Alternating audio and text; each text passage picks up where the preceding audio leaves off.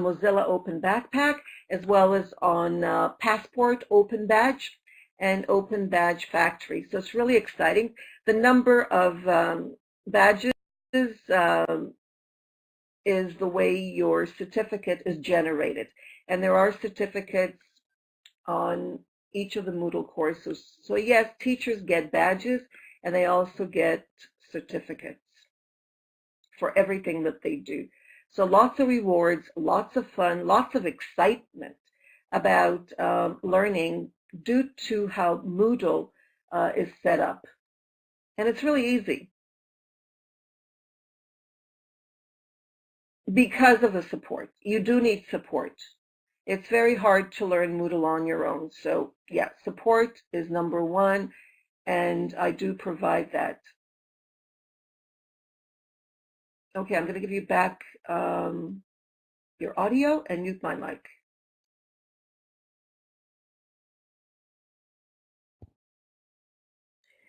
Amazing, amazing, really, Nellie. It just brings back all these beautiful memories working with Wiki Educator with you and the team, and receiving badges and honors, and being promoted and all.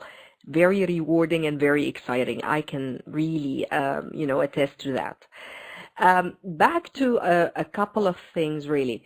The idea of hosting and the idea of the materials. Maybe I wasn't very explicit about that. You know that we all create worksheets, like offline traditional worksheets that we use in class.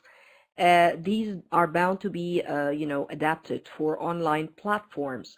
So my question that I really asked before was, do I really have to have real activities, ready-made activities and worksheets to facilitate the process for me to convert that into online, into the online platform, of a Moodle, instead of just starting from scratch and playing around with tools without a purpose?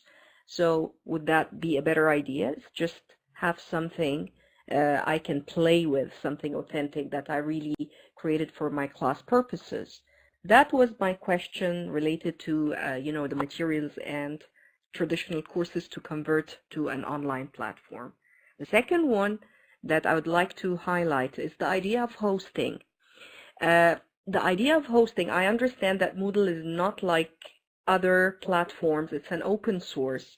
An open source that is normally, if I download it, it works offline.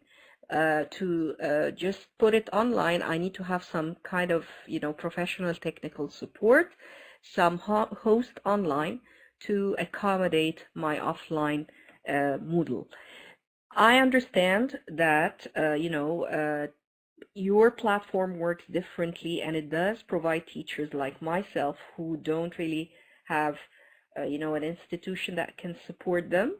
You do provide that space. My question to you here, is that really true? You provide that space, and for how long? Is that like a limited time or unlimited, or what? Back to you.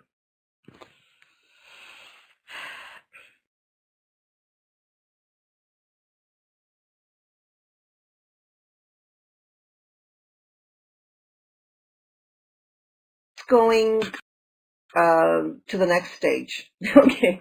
The first stage is learning to Moodle. Okay. And that once you get the hang of it and you want to have your own Moodle site, Moodle is free, but it needs to be hosted. And the hosting can cost a lot of money, which is one of the reasons why I developed a hosting company for teachers who are interested in hosting their Moodle.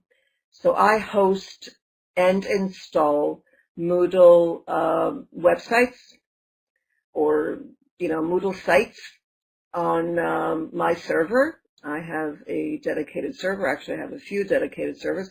So I provide this service. I'm not only an English teacher, but I turned into a tech person. So actually, I do most of the installation, the Moodle installation myself, but I also have a Moodle co-worker, someone that I work with, who does the more difficult coding and he takes care of problems that I can't take care of.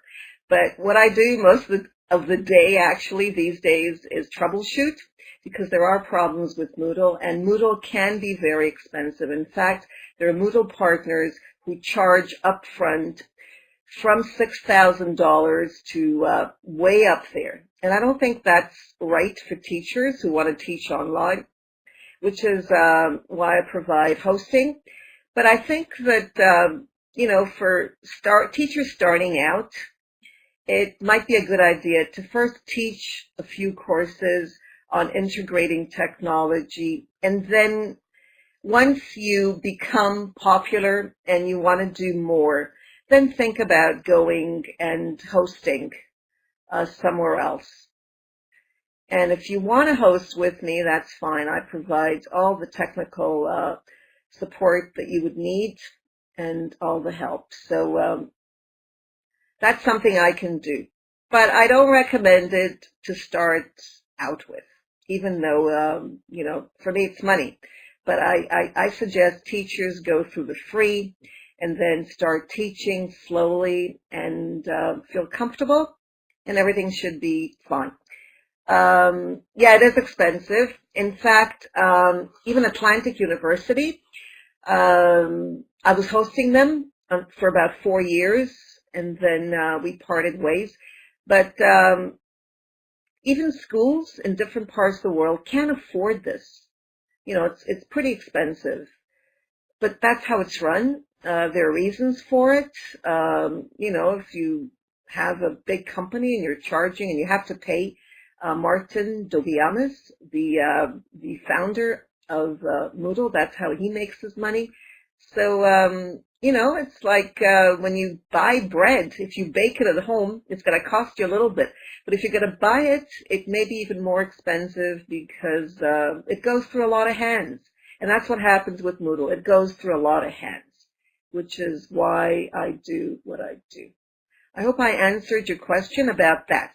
That's the hosting. About the material work, the content and the face-to-face, because I've been teaching face-to-face for longer than I've been teaching online. I mean, I started teaching online in 1992, and I started way before that.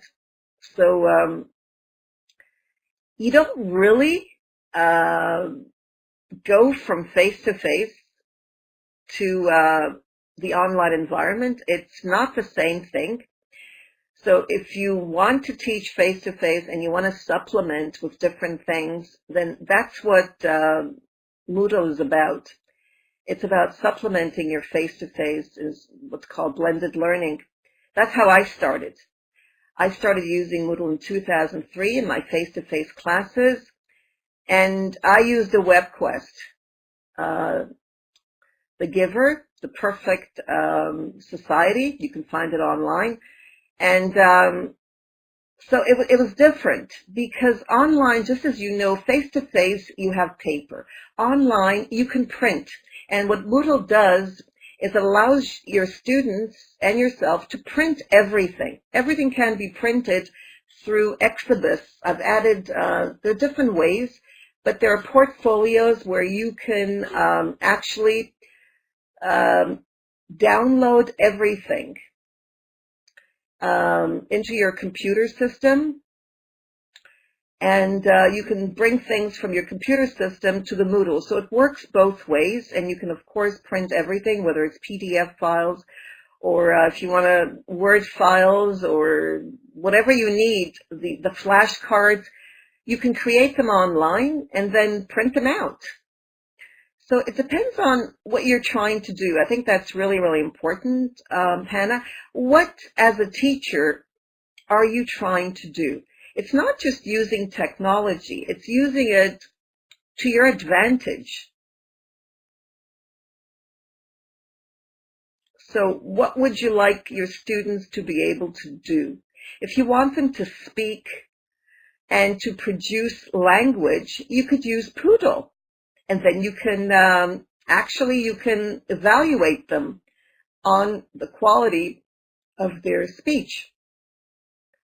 That's one example. And when I say Poodle, I mean the, let me go back here in case you missed it. It's directly from the, let me see if I can find, there it is. It's the MP3, MP4. So your students simply pick up the microphone and they record themselves. They can do this in class and they can do it at home. As I said, when I started with Moodle, I used it as homework. In other words, I wanted to get my students to not only do things in class, in the computer lab, but I wanted them to work at home, and they wanted to work at home. And that was the exciting thing, that you want to do more when it comes to taking courses on Moodle. And I think Nevis is here. Maybe she'd like to speak about her experiences with Moodle. Hanaa, I'm going to mute my mic and bring you back here. I think I moved things around here, so I lost, just a second, let me get you back here. There we go. Okay. I'll mute my mic.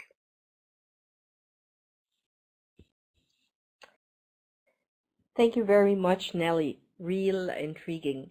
And I'm glad that you mentioned the whole point behind not just use technology for the sake of technology. It's why do I need to use that particular platform?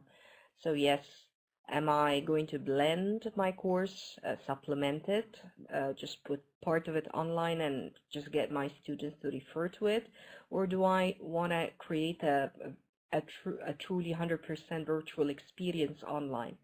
So yeah, that's something to consider before I get to start my own Moodle. And that takes me to the point of how do I promote it if I want to promote it and get students to enroll? What are the mechanisms? What are the techniques for promotion?